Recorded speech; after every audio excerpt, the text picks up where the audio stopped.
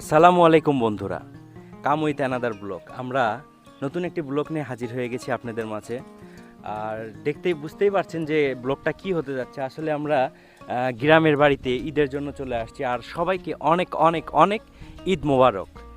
এটা আমাদের গ্রামের বাসা, আর এটা পিছনে যেটা দেখতেছেন এটা হচ্ছে গ্রামের বাসা। সামনে যে স্কুলটা আমাদের গ্রামের স্কুল, এবং আমরা কুরবানি ঈদের জন্য গ্রামে অলরেডি চলে এসেছি। আর আমাদের যে স্কুলের ফিল্ডটা এটা একটু দেখাই। সামনে শহীদ মিনার আছে, এটা দেখতে অনেক সুন্দর লাগে শহীদ মিনারটা কিছুদিন আগে হয়েছে। বাচ্চাদের খেলনার দুইটা আছে, একটা হচ্ছে দোলনা আছে, আর একটা হচ্ছে স্লাইডার, যেটাতে বাচ্চারা স্লাইড করে নিচের দিকে নামে। পাশে এগুলো আসলে পরবর্তী সংস্কার। তো আসুন আমরা দেখতে দেখতে এখানে কড়ি গাছগুলো অনেক সুন্দর লাগে দেখতে। সামনে একটু দেখুন, কড়ি গাছগুলো অনেক পুরাতন, অনেক আগেকার কড়ি, আমি জন্ম থেকেই দেখতেছি। আর এই পাশে একটা শিমুল গাছ আছে, ওটা ভেঙে গেছে, কিন্তু দুইটা শিমুল গাছ ছিল। আর একটা শিমুল গাছ আছে, এটাতে শিমুল ফুল ধরলে দেখতে অনেক অনেক অনেক সুন্দর লাগে, কারণ শিমুল ফুল অনেক লাল। আর এটা শিমুল তোলার যে গাছটা, সেই গাছ থেকেই শিমুল তোলা হয়।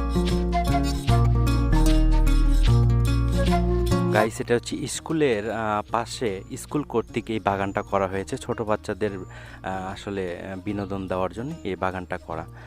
এটা স্কুল কর্তৃকই এটা পরিচালিত হয়। বাগানটা আসলে নতুন, তাই ফুলে ফুলে সজ্জিত এখনও হয়নি, বেশ অনেক ফুল ফুটেছে আমরা দেখতে পাচ্ছি। ওকে গাইস, আপনাদেরকে একটু প্রাকৃতিক কলমি ফুলের ফুলটা দেখায়। আমার তখন দেখে অনেক ভালো লাগছে, ওই ফুলটা আমরা দেখাচ্ছি এখন।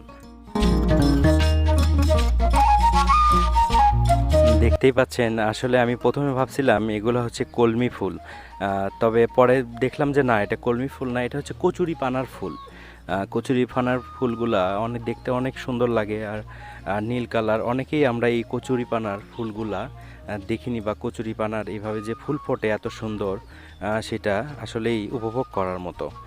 পুরো মাঠ একদম কচুরি পানা দিয়ে ভরে গিয়েছে, এবং শত শত কচুরি পানার ফুলগুলো ফুটে আছে রাশি রাশি।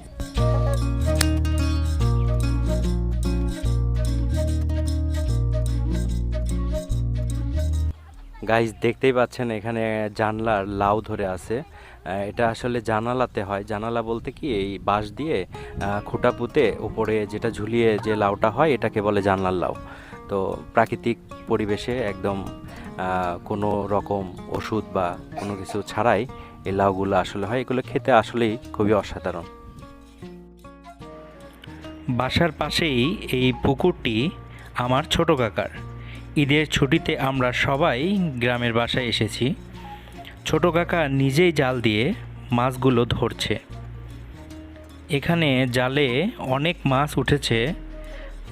মাছগুলোর মধ্যে যেগুলো মাছ আসলে খাবার অনুপযোগী বা ছোট, সে মাছগুলো পুনরায় পুকুরে ছেড়ে দেওয়া হবে। আর যে মাছগুলো খাওয়া হবে সেগুলো বালতিতে আলাদা করে উঠিয়ে রাখা হচ্ছিল।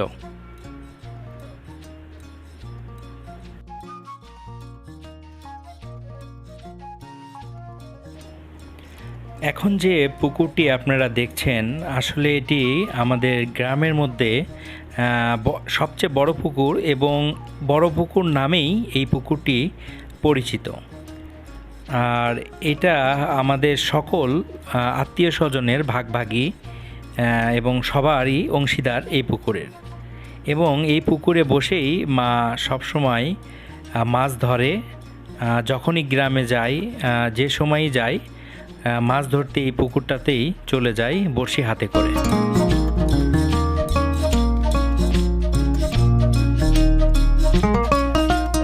এই যে বন্ধুরা দেখতেই পাচ্ছেন, আমার মা দেখেন বড়শি দিয়ে মাছ ধরা শুরু করে দিছে অলরেডি।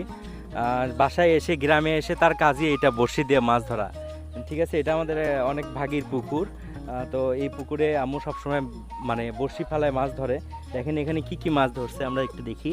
অলরেডি তিনটা পুঁটি ধরে ফেলছে। পুঁটি গাইস, 3টা পুঁটি অলরেডি ধরে ফেলছে। বড়শি দিয়ে খোটাচ্ছে, দেখেন গাইস, বড়শিতে খোটাচ্ছে। কি কি মাছ আছে এখানে? সবগুলো মাছই আছে না? দেখেন গাইস, পুকুরটা কিন্তু অনেক সুন্দর। আচ্ছা, আমরা একটু দেখি মাছ ধরাটা, একটু চুপচাপ দেখি। দেখো খোটাচ্ছে, মাছ খোটাচ্ছে, একটু দেখাও।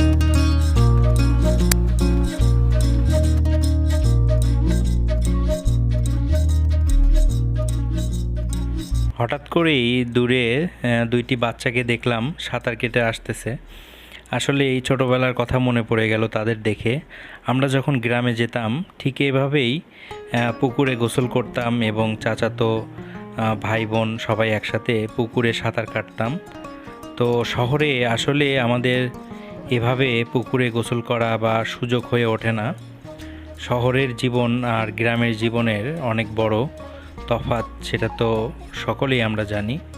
তবে এভাবে পুকুরে গোসল করা আসলেই অনেক মজা, যা শহরের সুইমিং পুলগুলোতেও খুঁজে পাওয়া সম্ভব নয়।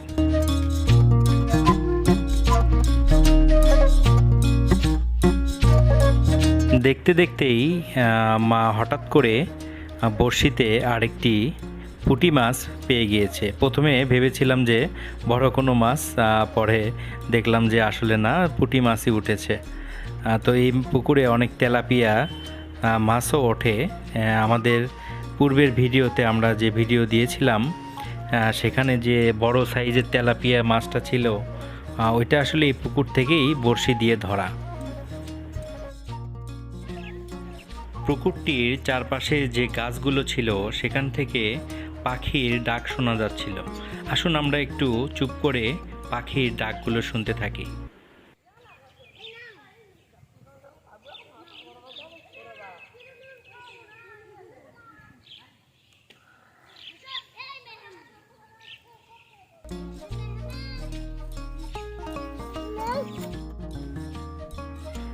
এখানে যে গরুটি দেখতে পাচ্ছেন এটি আসলে আমাদের কুরবানির গরু ছিল।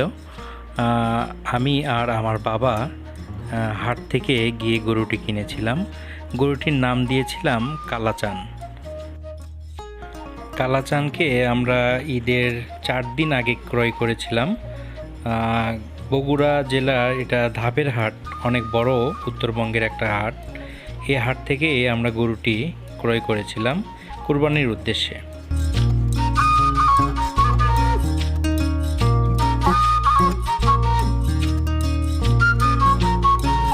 আর এটি হলো আমাদের রূপচান। পাশের গ্রাম থেকেই এই ছাগলটি ক্রয় করেছিলাম। ছাগলটির নাম দিয়েছিলাম রূপচান, কারণ ছাগলটি দেখতে আসলেই অনেক সুন্দর।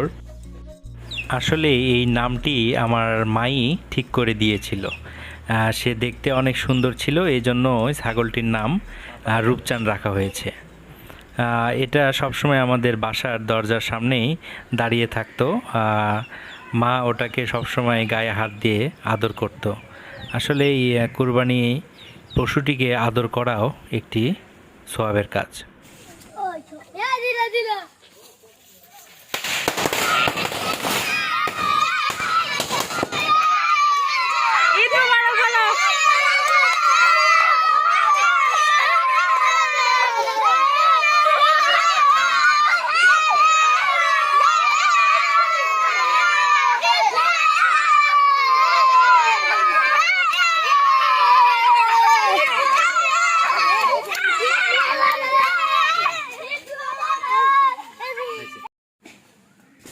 সকালে ঈদের নামাজের ঈদগাহের ভিডিও আপনাদেরকে দেখাতে চেয়েছিলাম, কিন্তু আসলে হয়ে ওঠেনি, কারণ গ্রামের দিকে অনেক সকালেই ঈদের নামাজ হয় আর ঈদগাহে যেতে যেতেও অনেক দেরি হয়ে যায়। অনেক সকালে হওয়ার কারণে ঘুম থেকে উঠতে একটু দেরি হয়ে গিয়েছিল, তাই খুব সকালবেলায় তাড়াহুড়া করে ঈদগাহের মাঠে নামাজ পড়তে চলে যাই। আমি আর আমার বাবা সকালেই নামাজ পড়তে চলে গিয়েছিলাম।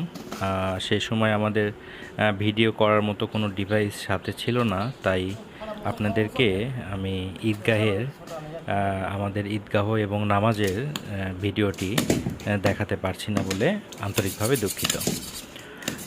নামাজ শেষেই বাসায় ফিরে খুব তাড়াহুড়া করেই গরু জবেহ করা হয় এবং যে খাসিটি ছিল তাকে জবহ করা হয় আল্লাহর রাস্তায় কুরবানি দেওয়ার পরে। সকলে মিলে বসে মাংস কাটতে শুরু হয়ে যায়।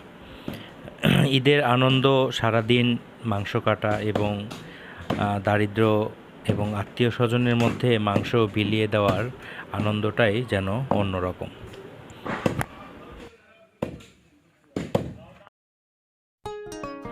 তবে আজকের মতো বিদায় নিয়ে নিচ্ছি। ফিরবো পরের কোনো ব্লগে। আপনারা আমাদের সাথেই থাকুন, খাবার বাড়ি চ্যানেলের সাথেই থাকুন। আর গ্রামের ব্লগগুলো এখনই শেষ হচ্ছে না, পর্যায়ক্রমে আমরা আরও গ্রামের ব্লগ নিয়ে আপনাদের সামনে হাজির হব ইনশাল্লাহ। দোয়া করবেন, সবাই ভালো থাকুন, সুস্থ থাকুন। ধন্যবাদ।